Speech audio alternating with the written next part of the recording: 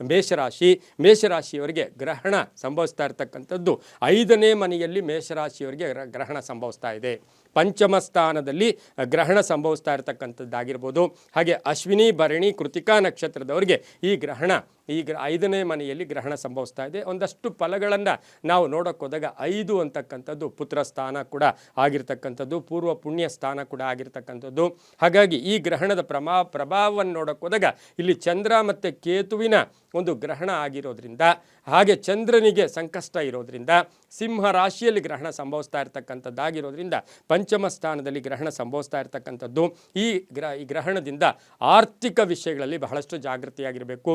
ಮಾನಸಿಕವಾಗಿ ದುರಾಸೆಗೆ ಹೋಗಿ ಏನೇನೋ ಕಳ್ಕೊಳ್ಳೋಕೆ ಹೋಗಬೇಡಿ. ಉದ್ಯೋಗದಲ್ಲಿ ಚೆನ್ನಾಗಿರುತ್ತೆ. ಆತುರದ ನಿರ್ಧಾರಗಳು ಅಷ್ಟು ಶುಭ ಅಲ್ಲ. ಆದರೂ ಈ ಗ್ರಹಣದ ಪ್ರಭಾವ ಮೇಷರಾಶಿಯವರಿಗೆ 60% ತುಂಬ ಚೆನ್ನಾಗಿದೆ.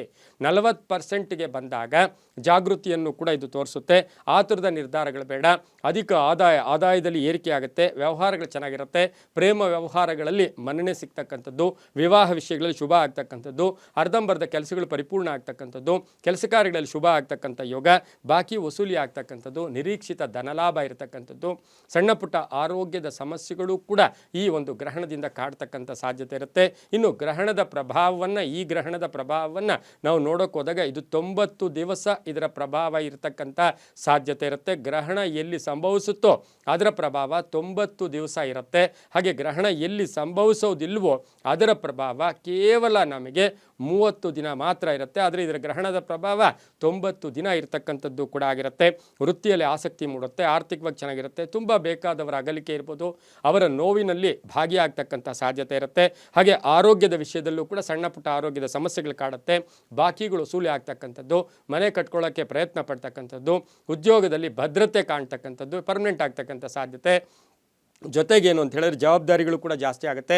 ಕಾನೂನು ವಿಷಯಗಳಲ್ಲಿ ಒಳ್ಳೆಯದಾಗುತ್ತೆ. ಹೊಸ ವ್ಯಾಪಾರಕ್ಕೆ ಪ್ರಯತ್ನ ಪಡ್ತೀರಾ. ಮಕ್ಕಳಿಂದ ಶುಭ ಆಗ್ತಕ್ಕಂಥದ್ದು.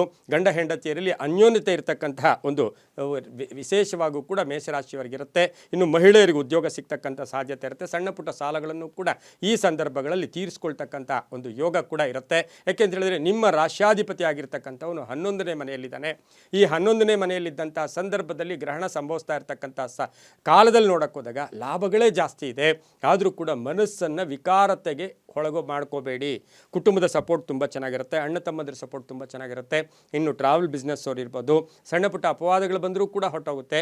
ಕೆಲಸ ಕಾರ್ಯಗಳ ವಿಚಾರದಲ್ಲೂ ಕೂಡ ಒಂದಷ್ಟು ತನ್ಮಯತೆ ಉಂಟಾಗ್ತಕ್ಕಂಥ ಸಾಧ್ಯತೆ ಈ ಗ್ರಹಣದ ಪ್ರಭಾವದಿಂದ ಇರುತ್ತೆ. ದೂರದ ಪ್ರಯಾಣಗಳು ಅಷ್ಟು ಶುಭ ಅಲ್ಲ. ಅದರಲ್ಲೂ ಸಹ ಮಂಗಳವಾರ ಶನಿವಾರ ಜಾಸ್ತಿ ದೂರದ ಪ್ರಯಾಣಗಳು, ಅದು ಒಬ್ಬಂಟಿಗರಾಗಿ ನೀವೇ ಡ್ರೈವ್ ಮಾಡ್ಕೊಂಡು ಹೋಗೋದು ಅಷ್ಟು ಶುಭಕರವಾಗಿ ಕೂಡ ಇಲ್ಲ. ಹಾಗೆ ಸೈನಿಕರಿಗೆ ಒಳ್ಳೆಯದಾಗುತ್ತೆ, ರೈತರಿಗೆ ಒಳ್ಳೆಯದಾಗುತ್ತೆ, ವ್ಯಾಪಾರಸ್ಥರಿಗೆ ಒಳ್ಳೆಯದಾಗುತ್ತೆ, ಉದ್ಯೋಗಸ್ಥರಿಗೆ ಶುಭ ಆಗ್ತಕ್ಕಂಥದ್ದು, ವಿದೇಶದಿಂದ ಶುಭ ಸಮಾಚಾರ ಸಿಗ್ತಕ್ಕಂಥ ಸಾಧ್ಯತೆ ಸಹ ಮೇಷರಾಶಿಯವರಿಗಿರುತ್ತೆ. ಇನ್ನು ಮಹಿಳೆಯರು ಯಾವುದೇ ವಿಚಾರವಾಗಿ ಕೂಲಂಕುಷವಾಗಿ ಪರೀಕ್ಷೆಗಳನ್ನು ಮಾಡಿಕೊಂಡು ಅಥವಾ ಯೋಚನೆ ಮಾಡಿ ಮಾತಾಡ್ಕೊಂಡು ಹೋಗಿದ್ದೆ ಆದರೆ ತುಂಬಾ ಒಳ್ಳೆಯದಾಗ್ತಕ್ಕಂಥ ಸಾಧ್ಯತೆ ಕೂಡ ಇರುತ್ತೆ. ಹಾಗೆಯೇ ಈ ಒಂದು ಮೇಷರಾಶಿಯವರಿಗೆ ಹಳೆಯ ಆಸ್ತಿಯ ಕಲಹಗಳು ಕೂಡ ಇತ್ಯರ್ಥ ಆಗ್ತಕ್ಕಂಥ ಸಾಧ್ಯತೆ ಕೂಡ ಬಹಳಷ್ಟು ಚೆನ್ನಾಗಿರುತ್ತೆ. ಭೂ ವ್ಯಾಪಾರ ವ್ಯವಹಾರಗಳಲ್ಲೂ ಕೂಡ ಶುಭ ಆಗ್ತಕ್ಕಂಥ ಸಾಧ್ಯತೆ ಮೇಷರಾಶಿಯವರಿಗಿರುತ್ತೆ. ಸ್ವಲ್ಪ ಕೋಪತಾಪಗಳನ್ನು ಕಡಿಮೆ ಮಾಡ್ಕೊಳ್ಳಿ. ಇನ್ನು ಗ್ರಹಣದ ಪ್ರಭಾವದ ವಿಚಾರದಲ್ಲಿ ಪಂಚಮ ಸ್ಥಾನದಲ್ಲಿ ಗ್ರಹಣ ಸಂಭವಿಸ್ತಾ ಇರೋದ್ರಿಂದ ಮಕ್ಕಳ ವಿಚಾರದಲ್ಲಿ ಅನ್ನೆಸರಿ ಯಾವುದೇ ಟೆನ್ಷನ್ಸ್ ತಗೋಬೇಡಿ.